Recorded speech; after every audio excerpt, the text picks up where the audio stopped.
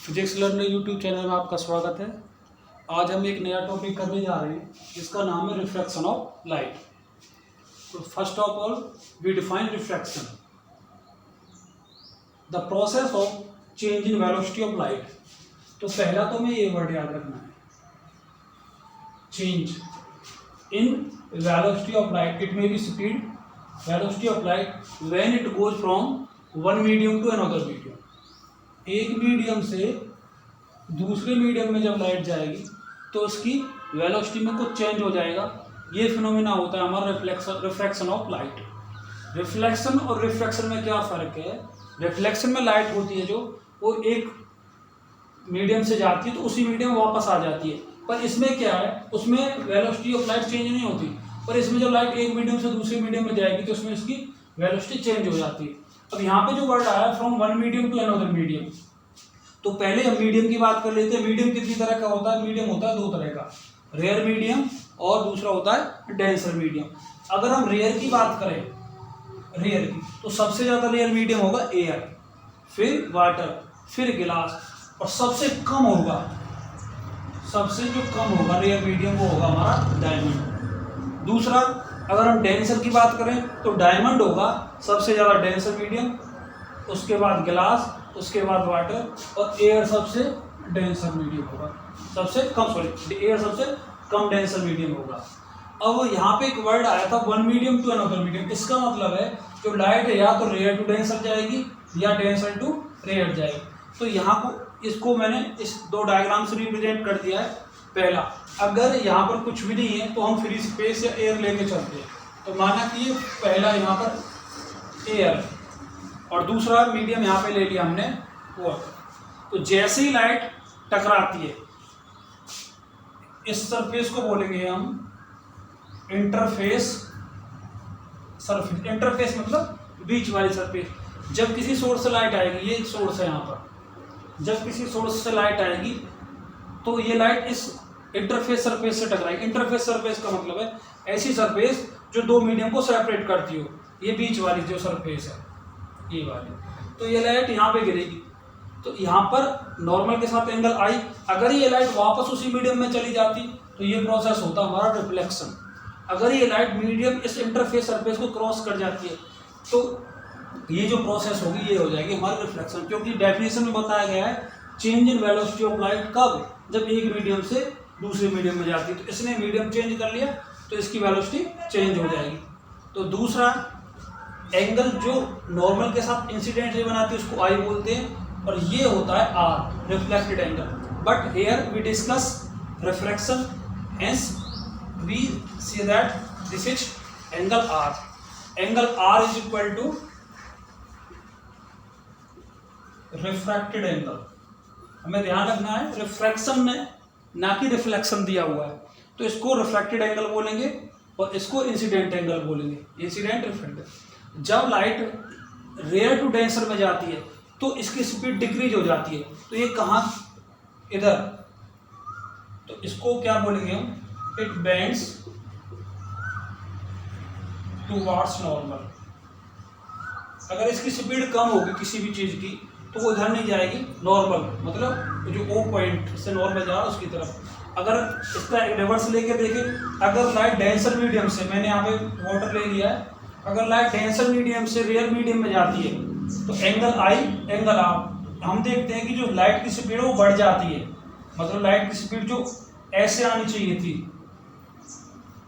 ऐसे आनी चाहिए थी, अब वो इस तरह चली जाती है। इसमें क्या है, जो लाइट इस तरह जानी चाहिए थी उसकी स्पीड कम हो जाती है।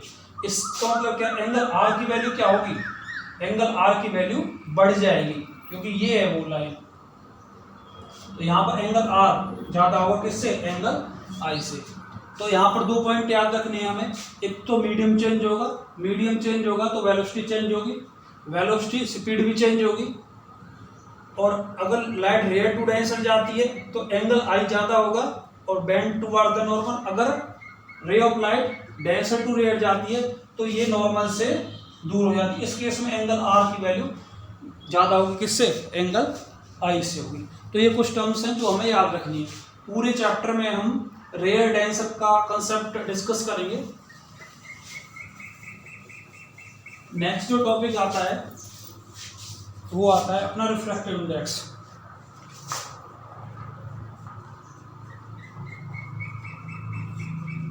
रिफ्रैक्टिव इंडेक्स, इसको म्यू से डिनोट करते हैं, किसी बुक में इसको एन से डिनोट कर देते हैं। रिफ्रैक्टिव इंडेक्स होता क्या है? It is the ratio of speed of light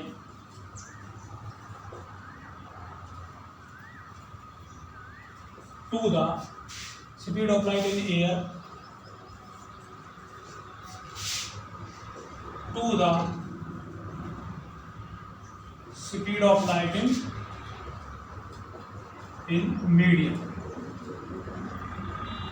तो म्यू की वैल्यू क्या होगी? Mu is equal to C upon D. इसको हम यहाँ सीधा बोल सकते हैं, जो म्यू की वैल्यू होती है वो हमारी, तो यहाँ से हमें याद रखना mu is equal to C by B, या एम इज इक्वल टू, जो सी होता है ये स्पीड ऑफ लाइट होती है, और ये वैल्यू हमें याद रखनी 3 × 10⁸ मीटर पर सेकेंड। और ये जो v है ये किस में होगी? मीडियम के अंदर। किसकी? स्पीड ऑफ लाइट, मतलब speed of light in air to the speed of light in medium. तो यहाँ से हम ये वैल्यू निकाल सकते हैं। नेक्स्ट जो पॉइंट हमें याद रखना है, म्यू की वैल्यू जो होगी वो डिफरेंट होगी। किसके लिए? हर एक मीडियम के लिए। अगर मीडियम एयर लेते हैं तो 1.00 ऐसा समथिंग होगा, वाटर के लिए 1.3, ग्लास के लिए 1.5 और डायमंड के लिए होगी 2.42। डायमंड के लिए जो वैल्यू होती है म्यू की सबसे ज़्यादा होती है 2.42। एक जो टर्म हमें याद रखनी है important, it has no unit, इसकी कोई भी यूनिट नहीं होती। इसका मतलब है यहाँ पर मीटर, सेंटीमीटर, किलोमीटर ऐसा कुछ नहीं लिखा मिलेगा। क्यों नहीं होती? क्योंकि सी बी क्या है? स्पीड ऑफ लाइट, और बी क्या है? Speed of light. ये फ्री स्पेस में और ये कहाँ? मीडियम, तो ये कट जाना चाहिए, तो म्यू की कोई भी यूनिट नहीं होती। नेक्स्ट पॉइंट है अपना लॉज ऑफ रिफ्रैक्शन।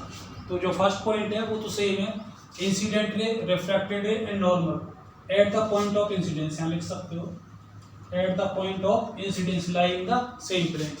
ये पॉइंट इंपॉर्टेंट है, इसको हम स्नेल्स लॉ भी बोलते हैं। Snell's law, ratio of sine of angle of incidence to the sine of angle of refraction पूरे गिवन मीडियम रिमेन्स कांस्टेंट।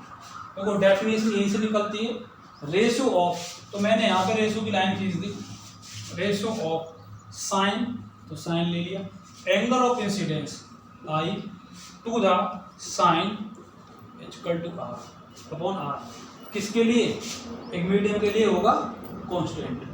अब यहाँ पे एक बात हमें याद रखनी है, जो ये रेशियो दिया होगा ये कांस्टेंट वैल्यू होगी, ये वाली यहाँ से जो वैल्यू हमें दी है ये वाली वैल्यू हमारी क्या होगी? कांस्टेंट होगी।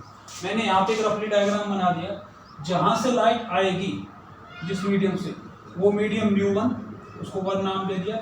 जहाँ पे लाइट जाएगी वो मीडियम डेंसर μ2। तो लाइट जहाँ से आती है वो मीडियम ऊपर, जहाँ पे लाइट जाएगी वो मीडियम नीचे। इसको हम कांस्टेंट लिखेंगे। कांस्टेंट कैसे? अगर हम एयर लेके चल रहे हैं तो μ बराबर 1, इसकी कुछ ना कुछ तो वैल्यू आएगी रेस्पेक्ट के लेके, तो हमने क्या लिख सकते हैं? और sine I upon sine is equal to mu is equal to constant. अगर हम इस टर्म को लिखना चाहें 1μ2, तो 1μ2 क्या रिप्रेजेंट करता है? लाइट आ रही है फर्स्ट से सेकंड मीडियम में। अगर मैं बोलता हूँ यहाँ पर एयर है और यहाँ पर गिलास है, तो हम क्या लिखते हैं इसको? एयर म्यू गिलास। मतलब जहाँ से लाइट आएगी वो टर्म ऊपर होगी और जहाँ पे लाइट जाएगी वो टर्म नीचे होगी। उनके एंगल भी ऊपर होगा, एक एंगल ऊपर, एक एंगल मतलब मीडियम वाला, और जहाँ पे लाइट जा रही है उसके साथ एंगल नीचे। तो इसको sine I upon sine i mu is equal to constant. इसको क्या लिख सकते हैं? 1μ2 refractive index of medium second. बस ये याद रखना है, यहाँ पे कंफ्यूजन हो जाता है।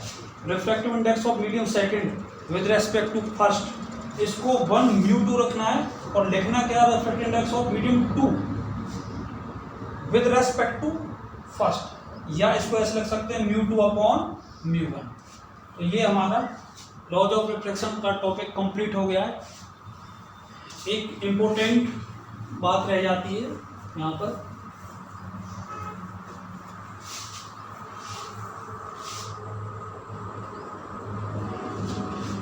इन रिफ्रैक्शन